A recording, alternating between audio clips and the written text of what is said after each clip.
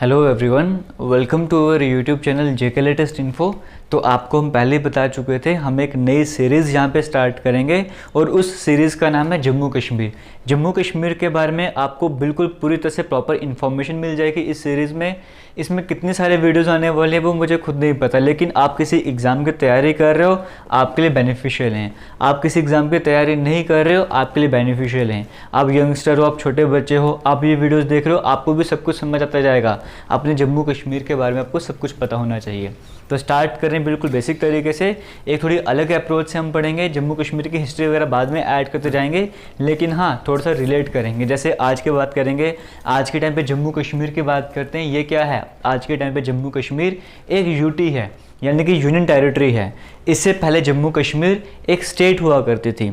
अब अगर कोई बच्चा ये वीडियो देख रहा है, उसे स्टेट और यूटी में हो सकता है डिफरेंस नहीं समझ आ रहा हो, स्टेट क्या यूटी क्या है।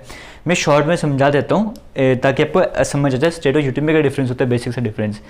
जो स्टेट होती है वहाँ पर अपनी अलग से सरकार बनती है, वहाँ पर अलग से इलेक्शंस होते हैं। वो पूरा का पूरा कंट्रोल आप कह सकते हो उसी सरकार के पास चला जाएगा जो इलेक्शंस में जीतेगी, जिसकी सरकार बनेगी। जैसे मान के चलो एग्जांपल, जम्मू कश्मीर में एक अलग से पार्टी बनती है, उसका नाम आता है वाइट बोर्ड पार्टी। ठीक है, जम्मू कश्मीर में कोई इलेक्शंस होते, एक पार्टी आती है वाइट बोर्ड पार्टी, वो इलेक्शंस जीत जाती है तो वाइट बोर्ड पार्टी जो है वो सरकार बना देगी। अब जम्मू कश्मीर को उस वाइट बोर्ड पार्टी ने कंट्रोल करना है।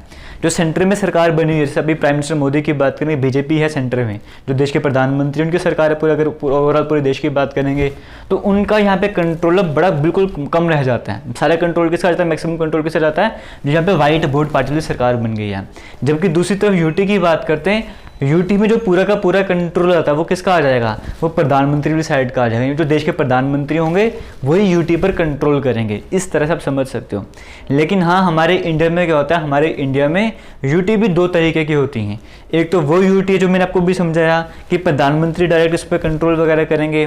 दूसरी यूटी कौन सी होती है? जहाँ पर इलेक्शंस भी करवाए जाते हैं। जैसे दिल्ली में इलेक्शंस होते हैं, हमारे जम्मू कश्मीर में भी इलेक्शंस करवाए जाएंगे। लेकिन इलेक्शंस होने का मतलब ये नहीं कि पूरी की पूरी पावर उसी सरकार के पास चली जाएंगी। अभी भी पावर्स जो है वो डिस्ट्रीब्यूट होती हैं। कुछ जगह पर फैसले जो है वो यहाँ की चुनी सरकार लेगी, कुछ फैसले सेंटर की तरफ से लिए जाएंगे। समझ गए? मतलब पूरी तरह से पावर नहीं दी गई है इस यूटी को। इतना आप समझ सकते हो। मतलब अगर स्टेट होता तो पूरा का पूरा कंट्रोल किसके पास आता है? जो यहाँ से चुनी हुई सरकार है। समझ गए?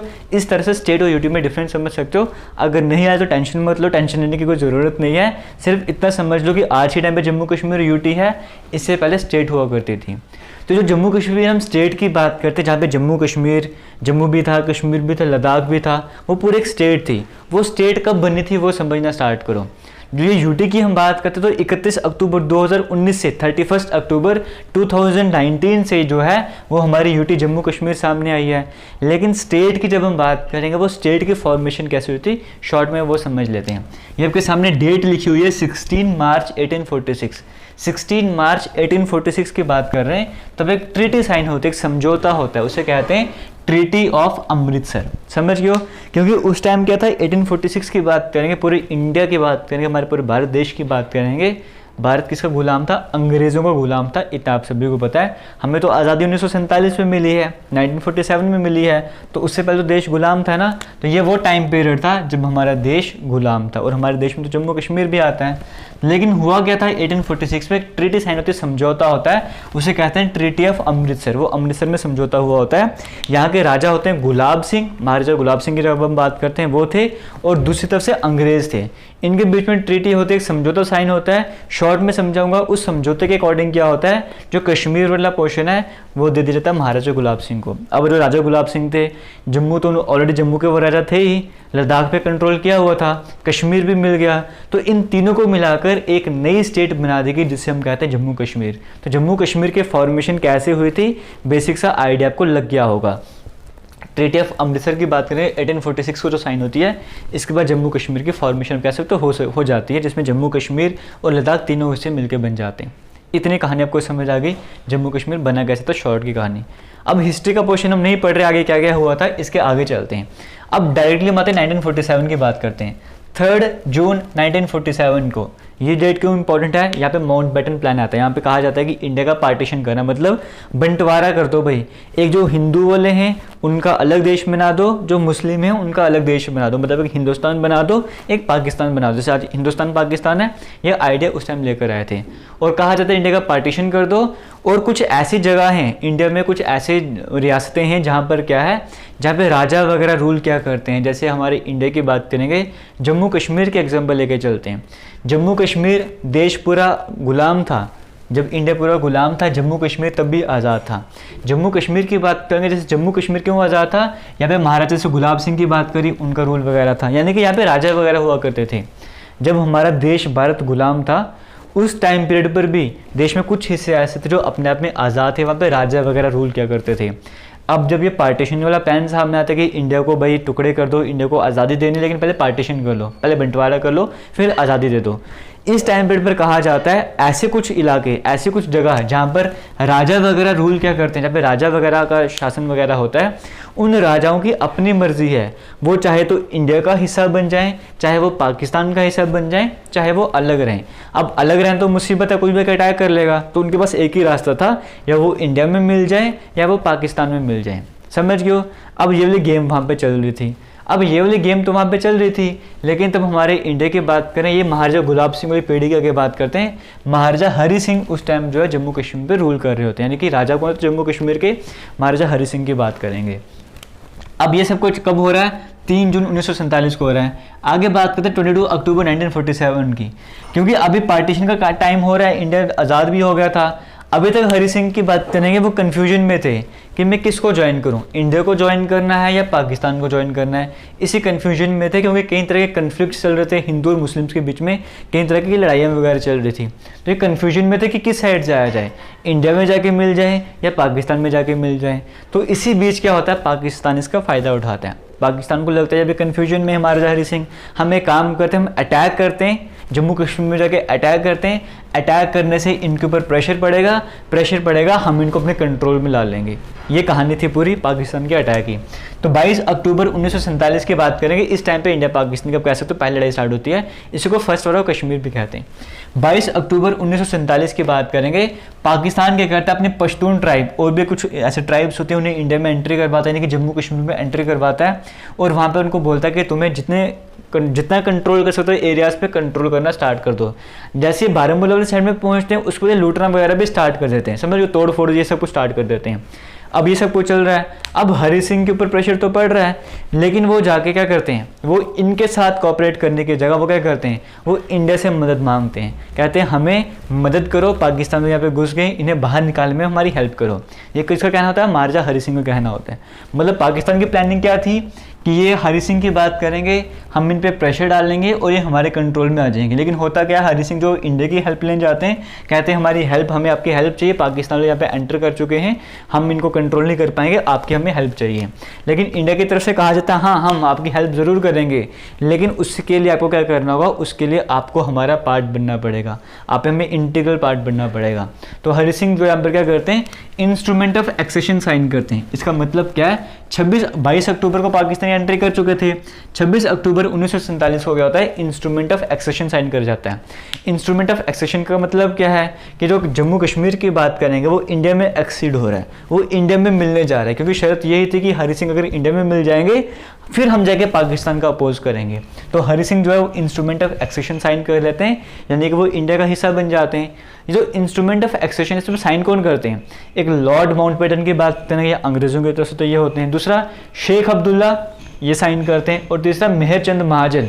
मेहरचंद महाजन उस टाइम जम्मू कश्मीर के प्राइम मिनिस्टर होते हैं, क्योंकि यहाँ पे अगर बात करेंगे महाराजा हरि सिंह की, वो तो यहाँ पर थे नहीं, तो उनकी जगह यहाँ पे कौन थे, उनके बिहाफ पे ये प्राइम मिनिस्टर मेहरचंद महाजन की बात करेंगे, ये था। इन सभी ने इंस्ट्रूमेंट ऑफ एक्सेशन साइन करा था। 26 अक्टूबर 1947 को होता है। इतना भी आपको समझ आ रहा होगा, अभी तक की कहानी समझ आ रही है। पाकिस्तान ने अटैक किया, लेकिन इन्होंने जाके इंस्ट्रूमेंट ऑफ एक्सेशन साइन कर लिया, ये क्या हो गए, इंडिया का हिस्सा बन गए। अब इंडिया को कई सारे पावर्स मिल चुके थे कि वो कश्मीर में किस किस तरह की पावर्स है वो हम अभी डिस्कस नहीं कर रहे, लेकिन इनको पावर्स वगैरह मिल चुकी थी। और ये लेक्चर पढ़ने के बाद आपको धीरे धीरे आपको आहिस्ते से सब कुछ समझ आता जाए, कैसे कैसे गलतियाँ हम कर रहे थे या कैसे कैसे गलतियाँ उन्होंने की, वो सब कुछ हम आगे बढ़ते जाएंगे। जब आपको कंसेप्ट क्लियर होते जाएंगे, डीपली समझते जाएंगे, तब आपको और बेहतरीन तरीके से मज़ा आएगा। लेकिन बट फिलहाल अब भी आपके फैमिली में कोई भी है, कोई यंगस्टर भी है, कोई बच्चा भी है, उन तक भी इन वीडियोज़ को पहुँचाओ, ताकि उनको भी जम्मू कश्मीर के बारे में पता लग सके। जिस जम्मू कश्मीर में वो रहते हैं, वो जम्मू कश्मीर वाकई में बना कैसे था, वो जम्मू कश्मीर में आज कैसा है, वो आने वाले टाइम पे क्या क्या बन सकता है, किस तरह का पोटेंशियल, आपको सब कुछ बताया जाएगा। समझ गए? आपको एक सीरीज़ बेहतरीन तरीके से प्रोवाइड करी जाएगी, आपको वाकई में पता लगेगा जम्मू कश्मीर है क्या चीज़, प्राउड फील होगा आपको। आगे चलते हैं। अब इसके बाद क्या होता है, 7 नवंबर 1947 की बात करेंगे। लड़ाई काफ़ी लंबे चलती है, ये वाली 22 अक्टूबर से स्टार्ट हुई थी, हम 7 नवंबर 1947 तक आ चुके हैं, 1947 तक आ चुके हैं, 7 नवंबर तक।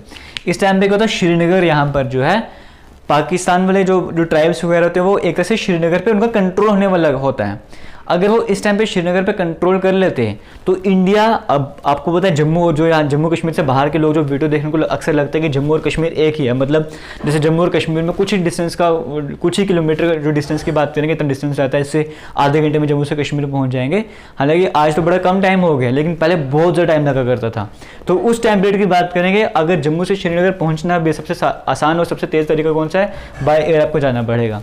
तो उस टाइम अगर श्रीनगर पर पाकिस्तान ने कंट्रोल कर लिया होता तो सब कुछ आउट हो जाता ना, वहाँ पे इंडिया वाले पहुँच पाते, वो पूरे इंडिया से अलग हो जाता, तो उस टाइम बड़ा मुश्किल हो जाता। लेकिन उस टाइम पर क्या होता है, 7 नवंबर 1947 को यहाँ पर जो कमांडर वगैरह जाते हैं, जो भी कर्नल वगैरह जाते हैं, वो सारे पाकिस्तान को बुरी तरह से हरा देते हैं और श्रीनगर बचा देते हैं।